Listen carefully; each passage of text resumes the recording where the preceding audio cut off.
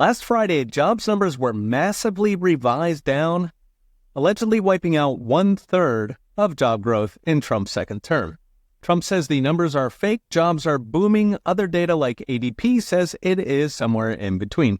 Either way, it suggests official statistics are pretty close to useless, meaning the Federal Reserve and its interest rate manipulations are flying blind, if not cooking books. First, the numbers. On Friday, the Bureau of Labor Statistics reported jobs last month grew a measly 73,000, and nearly all of them, allegedly, were in government-funded industries like education and healthcare, as in productive jobs are flatlining.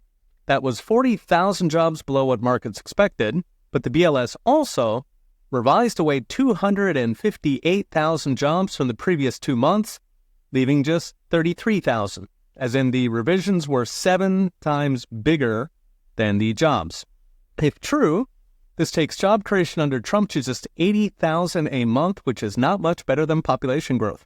Now, it's not as bad as it looks because an estimated 1 million illegal workers have gone home one way or another since the beginning of the year, along with at least 80,000 federal workers. Controlling for those brings even 80 a month up to 260, which is very solid growth. But the larger issue is whichever numbers are fake, the old ones or the revisions, it suggests the federal government has no idea what's happening with jobs.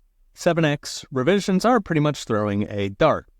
This matters because jobs are one of the main numbers the Fed uses to manipulate interest rates, and the Fed does not collect its own numbers. It uses the apparently hokey survey numbers coming from BLS, so garbage in, garbage out. So if the new numbers are real and jobs are crawling, it means the Fed's high interest rates have been taking a patient with a 104-degree fever and putting them in a sauna.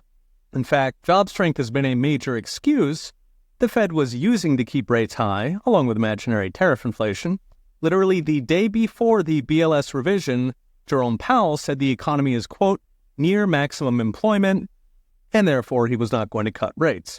So those excuses could both be fake.